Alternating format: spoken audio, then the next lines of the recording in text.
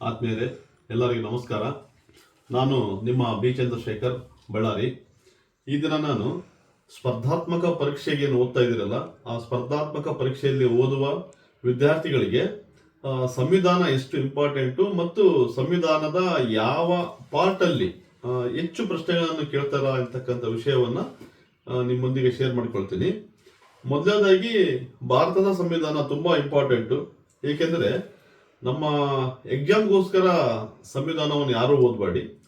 ಎಕ್ಸಾಮ್ಗೋಸ್ಕರವೂ ಓದಿ, ನಂತರದ ನಿಮ್ಮ ಬದುಕಿಗೂ ತುಂಬ ಅಮೂಲ್ಯವಾದದ್ದು. ಏಕೆಂದರೆ ನಾಳೆ ನೀವು ಯಾವುದಾದ್ರೂ ಅಧಿಕಾರಿಯಾಗಿ ನೇಮಕಾತಿ ಹೊಂದಿದ್ರು ಕೂಡ ಸಂವಿಧಾನಬದ್ಧವಾಗಿ ಕೆಲಸ ಮಾಡಬೇಕು.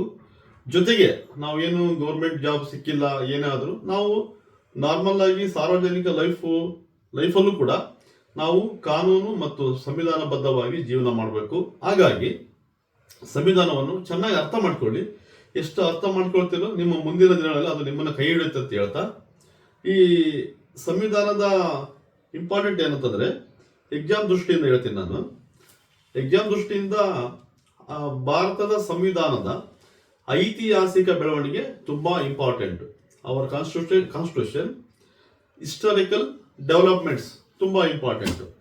ಆ ಐತಿಹಾಸಿಕ ಹಿನ್ನೆಲೆಯಲ್ಲಿ ಏನು ಬರುತ್ತಂದ್ರೆ 1773 ರೆಗ್ಯುಲೇಟಿಂಗ್ ಆಕ್ಟ್ ಸ್ಟಾರ್ಟ್ ಆಗುತ್ತೆ. 1773 ರೆಗ್ಯುಲೇಟಿಂಗ್ ಆಕ್ಟ್ ಇಂದ ಸ್ಟಾರ್ಟ್ ಆಗಿ 1784 ಆಕ್ಟು, 1833 ಕಾಯ್ದೆ, 1858 ಕಾಯ್ದೆ, 1861 ಕಾಯ್ದೆ, ಅಲ್ಲಿದ್ದ 1919 ಕಾಯ್ದೆ, ಇವಿಷ್ಟು. 1935 ಭಾರತ ಸರ್ಕಾರದ ಕಾಯ್ದೆ ತುಂಬಾ ಇಂಪಾರ್ಟೆಂಟ್. 1935 ಭಾರತ ಸರ್ಕಾರದ ಕಾಯ್ದೆಯಿಂದ ಹಲವಾರು ಅಂಶಗಳನ್ನು ಈಗಿನ ಸಂವಿಧಾನದಲ್ಲಿ ಅಳವಡಿಸಿಕೊಂಡಿದ್ದಾರೆ. ಜೊತೆಗೆ ನಮಗೇನು ಸ್ವಾತಂತ್ರ್ಯ ಸಿಕ್ತಲ್ಲ, 1947 1947 ಭಾರತ ಸ್ವತಂತ್ರ ಕಾಯ್ದೆನು ತುಂಬಾ ಇಂಪಾರ್ಟೆಂಟ್. ಯಾಕಂದ್ರೆ ನಮ್ದು ದೇಶ ಒಂದೇ ಅಲ್ಲ. ನಾವು ಸ್ವತಂತ್ರಕ್ಕಿಂತ ಮುಂಚೆ ಭಾರತ ಮತ್ತು ಪಾಕಿಸ್ತಾನ ಎರಡು ಕಂಟ್ರಿ ಇತ್ತು. ನಾವು ಡಿವೈಡ್ ಆಗ್ತಕ್ಕಂಥ ಸಮಯದಲ್ಲಿ ಎರಡೂ ದೇಶಗಳು ಡಿವೈಡ್ ಆಗಿ ಅವರು ಆಗಸ್ಟ್ 14 ಅವರು ಇಂಡಿಪೆಂಡೆನ್ಸ್ ಪಡೆದ್ರು, ಆಗಸ್ಟ್ 15 ನಾವು ಪಡೆದ್ವಿ. ಆಗ ಸ್ವತಂತ್ರ ಭಾರತ ಕಾಯ್ದೆ ಅಂತ ಮಾಡಿ ಯಾವ ರಾಜ್ಯಗಳು ಯಾರಿಗೆ ಅಂತ ನಮಗೂ ಮತ್ತು ಪಾಕಿಸ್ತಾನಕ್ಕೂ ಹಂಚಿಕೆ ಮಾಡಿದ್ರು. ಇದು 1947 ಭಾರತ ಸ್ವತಂತ್ರ ಕಾಯ್ದೆ. ಇದು ಇಂಪಾರ್ಟೆಂಟು. ಅಂದ್ರೆ ಐತಿಹಾಸಿಕ ಬೆಳವಣಿಗೆಯಲ್ಲಿ ಕೆಲವು ಕಾಯ್ದೆಗಳು ತುಂಬಾ ಇಂಪಾರ್ಟೆಂಟು. ಕೆಲವು ಕಾಯ್ದೆಗಳಿಂದ ಕೆಲವು ವಿಶೇಷ ಅಂಶಗಳನ್ನು ತಗೊಂಡಿದ್ದಾರೆ. ಅವನನ್ನು ನೀಟಾಗಿ ಡೆಪ್ತ್ ಆಗಿ ಓದಿದರೆ ನಿಮಗೆ ಈ ಐತಿಹಾಸಿಕ ಬೆಳವಣಿಗೆಯಿಂದ ಪರೀಕ್ಷೆಯಲ್ಲಿ 2-3 ಪ್ರಶ್ನೆಗಳನ್ನು ಕೇಳತಕ್ಕಂಥ ಸಂಭವ ಇರುತ್ತದೆ. ಒಂದು. ಎರಡನೇದು, ಬೇರೆ ಬೇರೆ ದೇಶಗಳಿಂದ ನಮ್ಮ ದೇಶದ ಸಂವಿಧಾನಕ್ಕೆ ಹಲವಾರು ವಿಷಯಗಳನ್ನು ಎರವಲು ಪಡೆದಿದ್ದಾರೆ. ಉದಾಹರಣೆಗೆ ಬ್ರಿಟನ್ ಸಂವಿಧಾನ ಆಗಿರ್ಬೋದು, ಅಮೆರಿಕ ಸಂವಿಧಾನ ಆಗಿರ್ಬೋದು, ಆಫ್ರಿಕಾ ಸಂವಿಧಾನ ಆಗಿರ್ಬೋದು, ಆಸ್ಟ್ರೇಲಿಯಾ ಸಂವಿಧಾನ ಆಗಿರ್ಬೋದು, ಫ್ರಾನ್ಸ್ ದೇಶದ ಆಗಿರ್ಬೋದು. ಈ ಎಲ್ಲಾ ದೇಶಗಳಿಂದ ಎರವಲು ವಿಷಯಗಳನ್ನು ಪಡೆದು ನಮ್ಮ ಸಂವಿಧಾನವನ್ನು ಉತ್ಕೃಷ್ಟ ಮಾಡಿದ್ದಾರೆ. ಅದನ್ನು ಬಹಳ ಇಂಪಾರ್ಟೆಂಟು. ಸಮಾನತೆಯನ್ನು ಈ ಕೆಳಗಿನ ಯಾವ ದೇಶದಿಂದ ಎರವಲು ಪಡೆದಿದ್ದಾರೆ ಅಂತ ಕೇಳ್ತಾರೆ. ಫ್ರಾನ್ಸ್ ದೇಶ. ಹೀಗೆ ಬೇರೆ ಬೇರೆ ವಿಷಯಗಳನ್ನು ಕೇಳ್ತಾ ಇರ್ತಾರೆ. ಇದು ಐತಿಹಾಸಿಕ ಬೆಳವಣಿಗೆ, historical developments of our Indian constitution. ಈ ನೆಕ್ಸ್ಟ್ ನಮ್ಮ ವಿಧಿಗಳು ಸ್ಟಾರ್ಟ್ ಆಗುತ್ತೆ. ಸಂವಿಧಾನ ವಿಧಿ 1 ಸ್ಟಾರ್ಟ್ ಆಗುತ್ತೆ. ಫಸ್ಟ್ 1 4 ಪಾರ್ಟ್ 1 ಅಲ್ಲಿ ಬರುತ್ತೆ. 1 4 ಏನ್ ಹೇಳ್ತದೆ, ಭಾರತ ದೇಶವನ್ನು ಒಂದು ಒಕ್ಕೂಟ ಎಂದು ಕರೆಯುತ್ತೆ. ಹಾಗಾದ್ರೆ ಒಕ್ಕೂಟದಲ್ಲಿ ಏನೇನಿದೆ? ರಾಜ್ಯಗಳು ಮತ್ತು ಕೇಂದ್ರಾಡಳಿತ ಪ್ರದೇಶಗಳನ್ನು ಸೇರಿ ಭಾರತ ದೇಶದ ಒಕ್ಕೂಟ ಅಂತ ಕರೀತಾರೆ. 1 4 ವಿಧಿ, 1 to 4, 1 4 ವಿಧಿ. ಈ 4 ವಿಧಿಗಳು ಭಾರತ ದೇಶದ ಒಕ್ಕೂಟದ ಬಗ್ಗೆ ಹೇಳುತ್ತೆ. ರಾಜ್ಯಗಳ ರಚನೆ ಆಗಿರ್ಬೋದು, ರಾಜ್ಯಗಳ ಗಡಿಗಳ ಬಗ್ಗೆ ಆಗಿರ್ಬೋದು, ರಾಜ್ಯಗಳಿಗೆ ಹೆಸರನ್ನ ನಾಮಕರಣ ಮಾಡೋದಾಗಿರ್ಬೋದು, ರಾಜ್ಯಗಳನ್ನ ಡಿವೈಡ್ ಮಾಡಿ ಕೇಂದ್ರಾಡಳಿತ ಪ್ರದೇಶ ಮಾಡೋದಾಗಿರ್ಬೋದು, ಕೇಂದ್ರಾಡಳಿತ ಪ್ರದೇಶವನ್ನು ರಾಜ್ಯ ಮಾಡೋದಾಗಿರ್ಬೋದು. ಈ ಎಲ್ಲಾ ವಿಷಯಗಳು ಈ 1 4 ವಿಧಿಯಲ್ಲಿ ಬರುತ್ತೆ. ಈ ರಾಜ್ಯಗಳ ಹೆಸರಿನ ನಾಮಕರಣ, ರಾಜ್ಯಗಳ ಗಡಿಗಳ ಹಂಚಿಕೆ, ಗಡಿಗಳ ಬದಲಾವಣೆ, ಈ ಎಲ್ಲ ಅಧಿಕಾರ ಇರೋದು ಭಾರತ ದೇಶದ ಸಂಸತ್ತಿಗೆ ಮಾತ್ರ. ಓಕೆ, ಒಂದು ಉದಾಹರಣೆ ಹೇಳ್ತೀನಿ. ಇತ್ತೀಚೆಗೆ ಕೇರಳ ರಾಜ್ಯ ತನ್ನ ಹೆಸರನ್ನ ಕೇರಳಂ ಅಂತ ಮಾಡ್ಕೊಂಡಿದ್ದು. ಕೇರಳಂ ಇದು ಯಾವ ವಿಧಿಯ ಪ್ರಕಾರ ಅಂದ್ರೆ ಸಂವಿಧಾನದ 3ನೇ ವಿಧಿಯ ಪ್ರಕಾರ.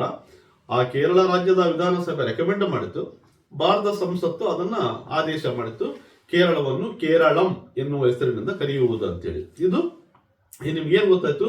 1 to 4 ಅಂದ್ರೆ ಭಾರತ ದೇಶದ ಒಕ್ಕೂಟ ವ್ಯವಸ್ಥೆ ಬಗ್ಗೆ ಮಾಹಿತಿ ಮತ್ತು ರಾಜ್ಯಗಳ ಬಗ್ಗೆ ಮಾಹಿತಿ ಅಂತ ಗೊತ್ತಾಯಿತು. ಈ ನೆಕ್ಸ್ಟ್ 5ರಿಂದ 11 ಬಹಳ ಇಂಪಾರ್ಟೆಂಟ್. 5ರಿಂದ 11 ಈಗ ಯಾಕೆ ಇಂಪಾರ್ಟೆಂಟ್ ಅಂದ್ರೆ, ಇದು 5ರಿಂದ 11 ಭಾರತ ದೇಶದಲ್ಲಿರ್ತಕ್ಕಂಥ ನಾವು ಪೌರತ್ವವನ್ನು ಪಡೆಯುವ ವಿಧಾನದ ಬಗ್ಗೆ ಹೇಳ್ತದೆ. ಇಲ್ಲಿ ನಾವು ಜನಿಸುವುದರ ಮುಖಾಂತರ ಪೌರತ್ವ ಪಡ್ತೀವಿ, ಜೀವಿಸುವುದರ ಮುಖಾಂತರ ಪೌರತ್ವ ಪಡ್ತೀವಿ, ಬೇರೆ ಬೇರೆ ವಿಧಾನಗಳಿಂದ ನಾವು ಪೌರತ್ವ ಪಡ್ತೀವಿ. ಈ ಪೌರತ್ವದ ಬಗ್ಗೆ ಹೇಳುತ್ತೆ. ಈಗ ಯಾಕೆ ಇಂಪಾರ್ಟೆಂಟ್ ಅಂದ್ರೆ, ಈಗ SIR ಅಂತ ಮಾಡ್ತಾ ಇದ್ದಾರೆ. ಚುನಾವಣಾ ಆಯೋಗ ಮತದಾರರ ಪಟ್ಟಿಯನ್ನು ಪರಿಷ್ಕರಣೆ ಮಾಡ್ತಾ ಇದ್ದಾರೆ. ಜೊತೆಗೆ ಪಶ್ಚಿಮ ಬಂಗಾಳ, ಅಸ್ಸಾಮು, ತಮಿಳುನಾಡು ಕೆಲ ರಾಜ್ಯಗಳಲ್ಲಿ ಚುನಾವಣೆ ಇದೆ. ಇತ್ತೀಚೆಗೆ ಬಿಹಾರ ಚುನಾವಣೆ ಆಯಿತು. ಈ ರಾಜ್ಯಗಳಲ್ಲಿ ಪರಿಷ್ಕರಣೆ ಬಗ್ಗೆ ಕೆಲವು ಗೊಂದಲಗಳು, ಆಡಳಿತ ಪಕ್ಷ ವಿರೋಧ ಪಕ್ಷದ ಬಗ್ಗೆ ಕೆಲವು ಗೊಂದಲಗಳು, ಕೆಲವು ಪ್ರಶ್ನೆಗಳು ಕಾಡ್ತಾ ಇದೆ. ಪೇಪರ್ ಅಲ್ಲೂ ದಿನಾಲು ಚರ್ಚೆ ಆಗ್ತಾ ಇದೆ. ಚುನಾವಣಾ ಆಯೋಗದ ಬಗ್ಗೆ, ಮತದಾರರ ಬಗ್ಗೆ, ಪರಿಷ್ಕರಣೆ ಬಗ್ಗೆ ಚರ್ಚೆ ಆಗ್ತಾ ಇದೆ. ಹಾಗಾಗಿ ಈಗ ಈ ಪ್ರಚಲಿತವಾಗಿ ಈ ಒಂದು 5ರಿಂದ 11ನೇ ವಿಧಿ ಏನಂತಲ್ಲ ಪೌರತ್ವದ ಬಗ್ಗೆ, ಇದ್ರ ಕುರಿತಾಗಿ ಪ್ರಶ್ನೆಗಳನ್ನ ಕೇಳಬಹುದು. ನೆಕ್ಸ್ಟ್ 12ರಿಂದ 35. ಈ 12ರಿಂದ 35 ತುಂಬಾ ಇಂಪಾರ್ಟೆಂಟ್. ಇಲ್ಲಿ ಏನ್ ಬರುತ್ತೆ, ಮೂಲಭೂತ ಹಕ್ಕುಗಳು ಬರುತ್ತೆ. ಭಾರತ ದೇಶದ ಸಂವಿಧಾನದ ಯಶಸ್ಸು ಅಡಗಿರುವುದೇ ಈ ಮೂಲಭೂತ ಹಕ್ಕುಗಳಲ್ಲಿ. ಈ ಮೂಲಭೂತ ಹಕ್ಕುಗಳು ಬರೋದು 12ರಿಂದ 35ನೇ ವಿಧಿಗಳಲ್ಲಿ ಬರುತ್ತೆ.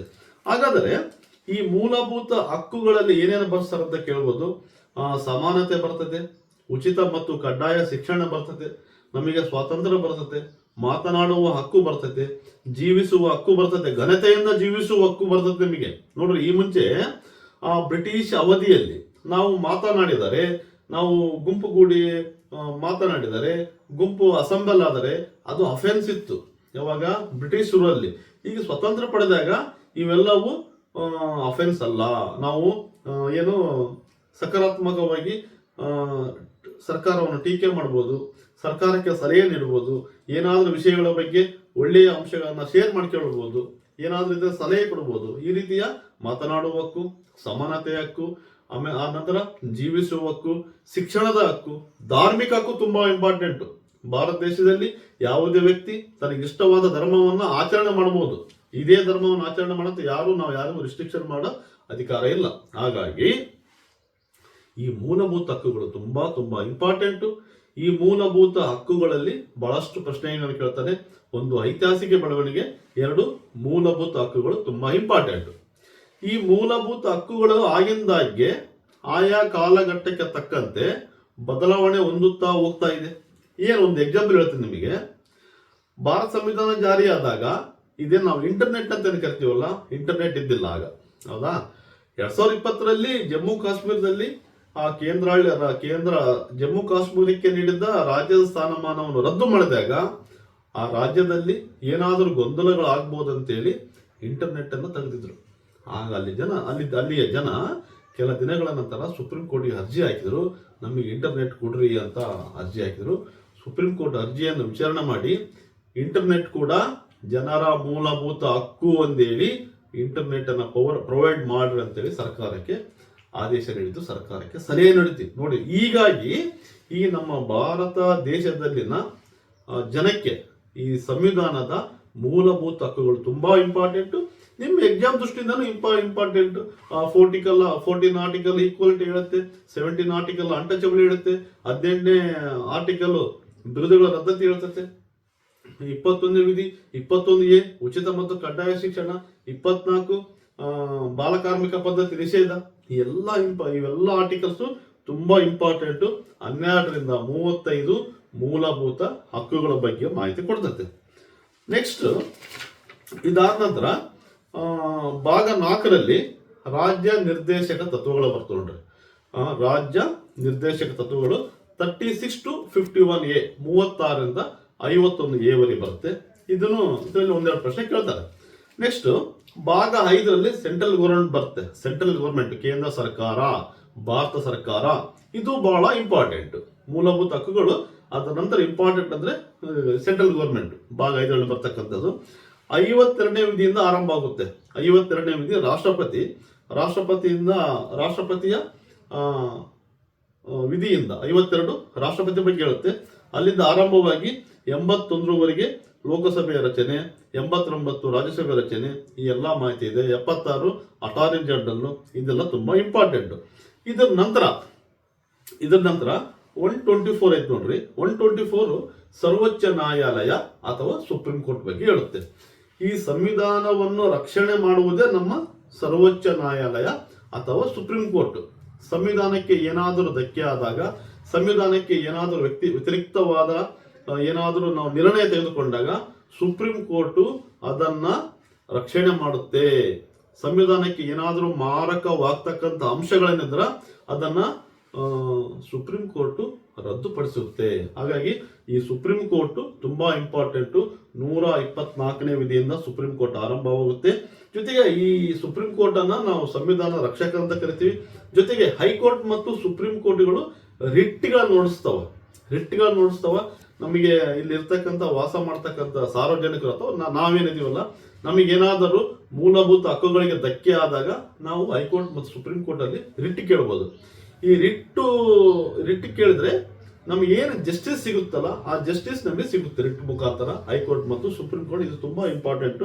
5 ರಿಟ್ಗಳಿದಾವೆ. ಪ್ರತಿ ಎಕ್ಸಾಮ್ ಅಲ್ಲೂ 1 ಅಥವಾ 2 ರಿಟ್ಗಳನ್ನು ಕೇಳ್ತಾರೆ. ನೆಕ್ಸ್ಟ್ 148 ಆರ್ಟಿಕಲ್ CAG ಬಗ್ಗೆ ಹೇಳುತ್ತೆ. CAG controller and auditor general CAG ಬಗ್ಗೆ ಹೇಳುತ್ತೆ. ನೆಕ್ಸ್ಟ್ 151 ಈ ಎಲ್ಲ ಆರ್ಟಿಕಲ್ಸ್ ತುಂಬಾ ಇಂಪಾರ್ಟೆಂಟ್. ನೆಕ್ಸ್ಟ್ ಪಾರ್ಟ್ 6 ಅಲ್ಲಿ ಸ್ಟೇಟ್ ಗೌರ್ಮೆಂಟ್ ಬರುತ್ತೆ. ಈ ಸ್ಟೇಟ್ ಗೌರ್ಮೆಂಟ್ ತುಂಬಾ ಇಂಪಾರ್ಟೆಂಟ್. ರಾಜ್ಯಪಾಲರು, ಮುಖ್ಯಮಂತ್ರಿ, ಸಚಿವ ಸಂಪುಟ ಇದ್ರ ಬಗ್ಗೆ ಬರುತ್ತೆ. 152ನೇ ವಿಧಿಯಿಂದ 213ವರೆಗೆ ಸ್ಟೇಟ್ ಗೌರ್ಮೆಂಟ್ ಬಗ್ಗೆ ಮಾಹಿತಿ ಬರುತ್ತೆ. 155 ರಾಜ್ಯಪಾಲರ ನೇಮಕದ ಬಗ್ಗೆ ಇರುತ್ತೆ. ಅಲ್ಲಿಂದ ಸ್ಟಾರ್ಟ್ ಆಗುತ್ತೆ. ಈಗ ರಾಜ್ಯಪಾಲರನ್ನು ಸ್ವಲ್ಪ ಚರ್ಚಿತ ವಿಷಯವಾಗಿದೆ. ಕೆಲವು ರಾಜ್ಯಗಳಲ್ಲಿ ಸೆಂಟ್ರಲ್ ಇರತಕ್ಕಂಥ ಕೇಂದ್ರ ಸರ್ಕಾರದ ಪರವಾಗಿ ಕೆಲವರು ರಾಜ್ಯಪಾಲರು ಇದ್ದಾರಂತೆ. ಈ ಸ್ಟೇಟ್ ಗೌರ್ಮೆಂಟ್ ಅಲ್ಲಿ ಕೆಲವು ಬೇರೆ ಸರ್ಕಾರ ಇದ್ದಾಗ ಸ್ವಲ್ಪ ದ್ವಂದ್ವಗಳಿದ್ದಾವೆ. ಉದಾಹರಣೆಗೆ ಪಶ್ಚಿಮ ಬಂಗಾಳ ಆಗಿರ್ಬೋದು, ತಮಿಳುನಾಡು ಆಗಿರ್ಬೋದು, ಬೇರೆ ಸ್ವಲ್ಪ ಕಾಂಟ್ರವರ್ಸಿ ಇದೆ. ಹಾಗಾಗಿ ರಾಜ್ಯಪಾಲರ ಬಗ್ಗೆ ತಿಳ್ಕೊಂಡಿರ್ರಿ, ಅದನ್ನು ತುಂಬಾ ಇಂಪಾರ್ಟೆಂಟ್. ಮುಖ್ಯಮಂತ್ರಿ, ಸಚಿವ ಸಂಪುಟ ಇದ್ರ ಬಗ್ಗೆನೂ ತುಂಬಾ ಇಂಪಾರ್ಟೆಂಟ್. ಇಷ್ಟು ನಾನು ಸದ್ಯ 6 ಟಾಪಿಕ್ ಹೇಳಿದ್ದೀನಿ. 6 ಟಾಪಿಕ್ ಇಲ್ಲಿ 152 ರಾಜ್ಯ ಸರ್ಕಾರ ರಾಜ್ಯಪಾಲರಿಂದ ಸ್ಟಾರ್ಟ್ ಆಗಿ 213ವರೆಗೆ ಬರುತ್ತೆ. ಇನ್ನ ಉಳಿದ ವಿಧಿಗಳನ್ನ ಮತ್ತು ಉಳಿದ ವಿಷಯಗಳನ್ನು ನಾನು ಮುಂದಿನ ಇನ್ನೊಂದು ಕ್ಲಾಸಲ್ಲಿ ಚರ್ಚೆ ಮಾಡ್ತೇನೆ ಅಂತ ಹೇಳ್ತಾ ಇಲ್ಲಿಗೆ ವಿಡಿಯೋವನ್ನು ಮುಗಿಸ್ತೀನಿ. ಸಂವಿಧಾನ ತುಂಬಾ ಇಂಪಾರ್ಟೆಂಟ್. ದಯವಿಟ್ಟು ಚೆನ್ನಾಗಿ ಓದಿ. ಒಳ್ಳೆಯ ವಿಷಯಗಳು ನಿಮ್ಮ ಜೀವನಕ್ಕೆ ತುಂಬಾ ಇಂಪಾರ್ಟೆಂಟ್. ಈ ಒಂದು ಭಾರತ ಸಂವಿಧಾನವನ್ನು ನಾವೆಲ್ಲ ಓದೋಣ, ನಾವೆಲ್ಲ ಅರ್ಥ ಮಾಡಿಕೊಳ್ಳೋಣ. ಸಂವಿಧಾನವನ್ನು ಓದುವುದರ ಮುಖಾಂತರ ಘನತೆಯಿಂದ ಜೀವನ ಮಾಡುವುದನ್ನು ಕಲಿಯೋಣ ಅಂತ ಹೇಳ್ತಾ ಇಲ್ಲಿಗೆ ಈ ತರಗತಿಯನ್ನು ಮುಕ್ತಾಯ ಮಾಡ್ತೀನಿ.